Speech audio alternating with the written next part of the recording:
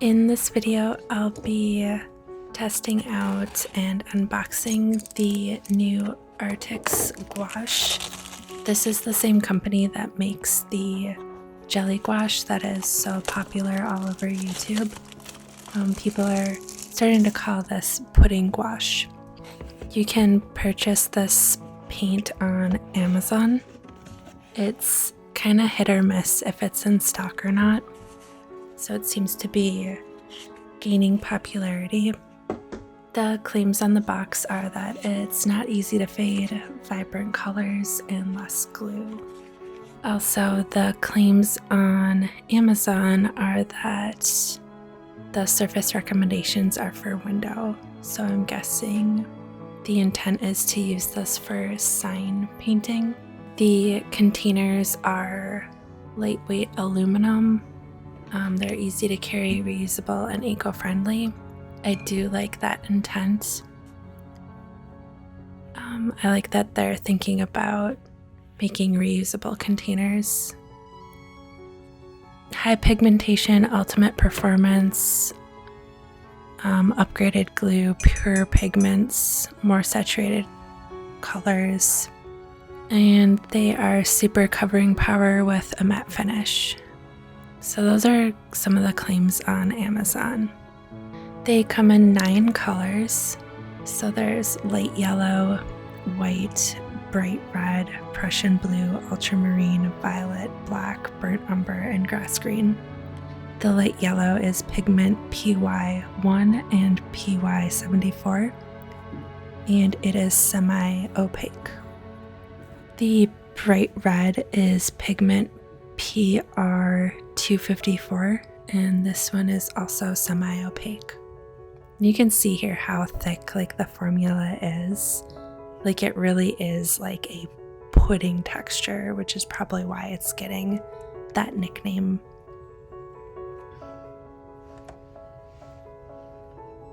And then violet here, which I am struggling to open. I was really frustrated with this. They can be very difficult to open. And the violet uses pigment PO23 and PBK7 and is also semi-transparent.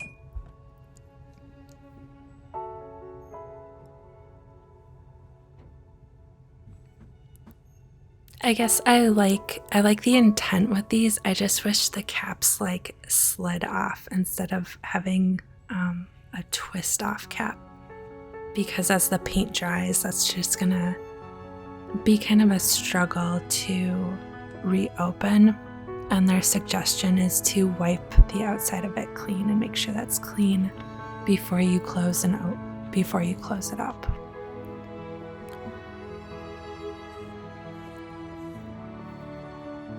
And then the ultramarine is pigment PB29, and it is opaque. And it's a really bright blue.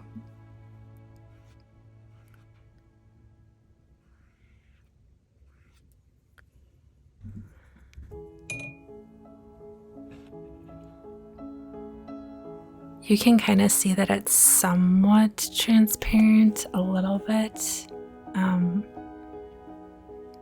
But overall, it seems to be pretty opaque.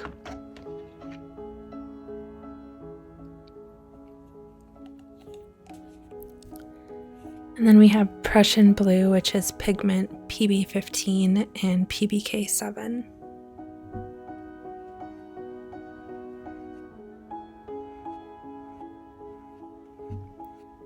And this is also a opaque paint.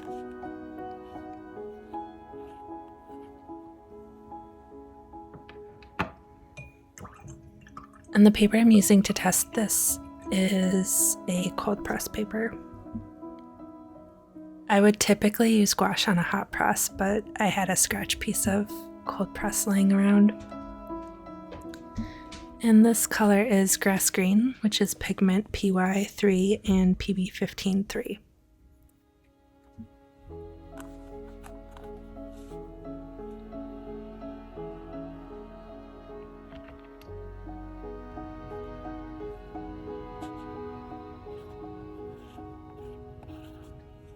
And then we have Burnt Umber, which is pigment PY42, PR101, PR254, PBK7. I'm kind of curious about the light fastness of this paint specifically, just because it's using 4 separate pigments. I don't know too much about pigments from like memorization, but I know the more that you mix, the more of a chance you're gonna have with not having your color be light fast. At least from what I've heard. But I will be doing a light fast test, so we'll see what happens to all of these colors over time. And this black is just PBK7 and it is opaque.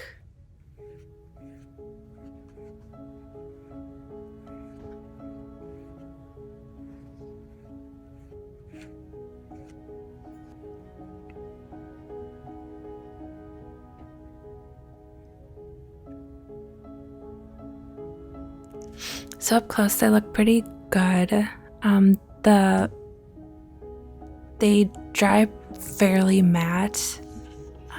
They don't have that same like velvety smooth touch as like the Turner gouache paints do.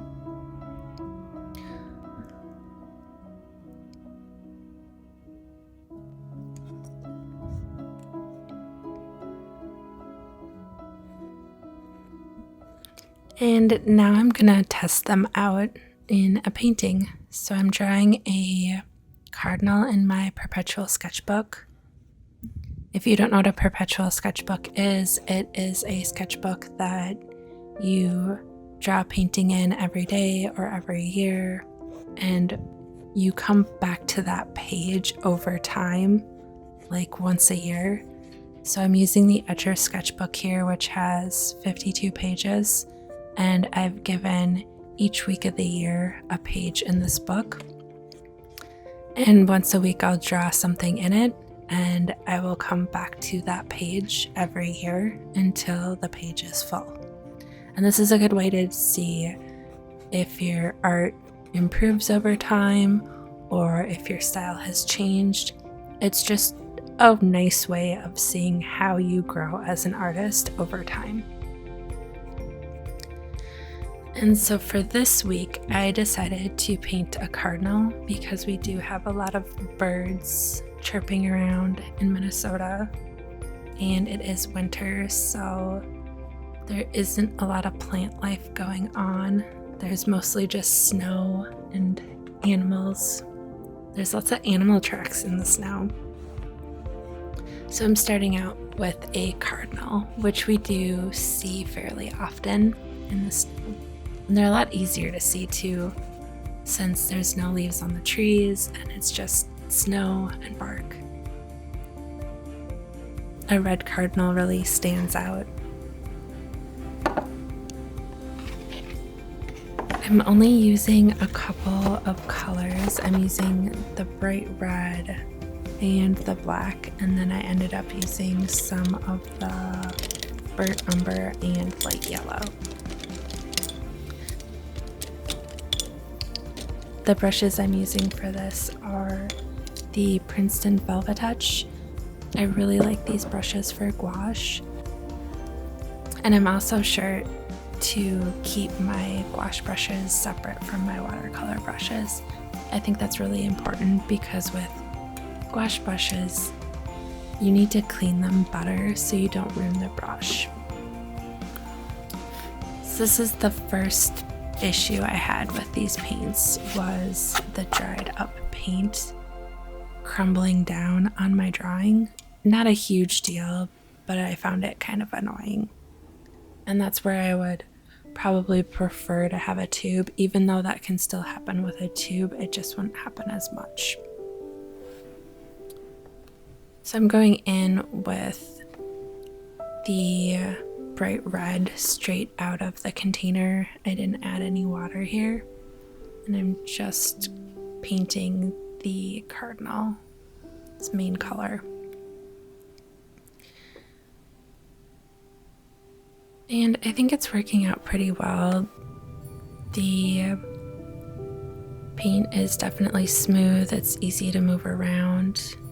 I eventually added some water just to help it out a little bit, which you can see here that it is not super opaque, it's still a little bit transparent.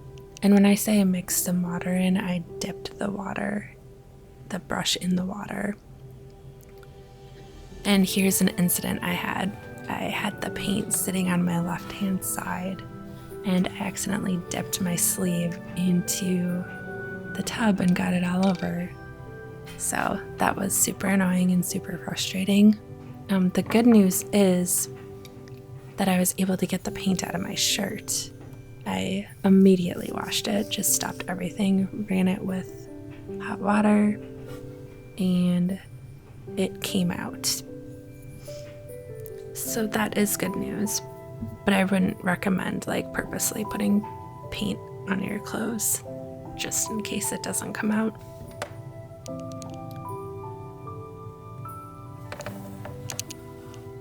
And I'm gonna mix some of the light yellow with the bright red to create an orange color that I'm gonna use as the highlights of the bird.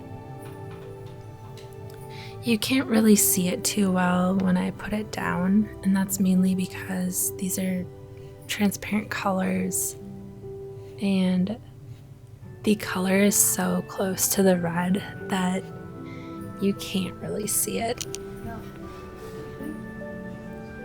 But this is something that I want to test with in a later painting, just to see, how it does work when building up the layers, because the example image they had online was kind of funny because they literally just were pouring the paint over other colors and claiming that it is that opaque, which I just thought was funny.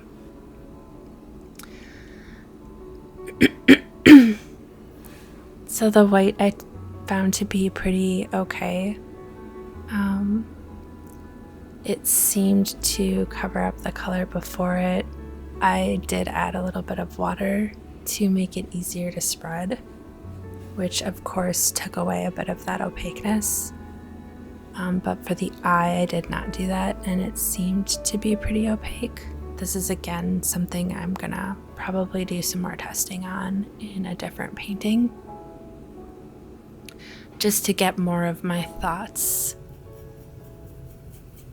For the price point though, I think that these are an excellent deal. They were about $17. And this is why I think they're gearing towards window painting, because there is sort of a plasticky feel with these paints. They're hard to re-wet. They're very similar to the acrylic gouache in that sense, where once you lay it down, it's pretty much laid down. I did have some struggles re-wetting it, which that's where I kind of that's where I like regular gouache better, or traditional gouache, is the re-wetting abilities, which is what I was expecting with this. So I probably would have done some things a little bit differently if I would have known that ahead of time. So let me know if you are gonna plan on picking up these paints or you've tested them out before, how you like them. I'd be curious to know. And I am gonna be doing some further testing myself. So thanks for watching, and I'll see you in the next one. Bye!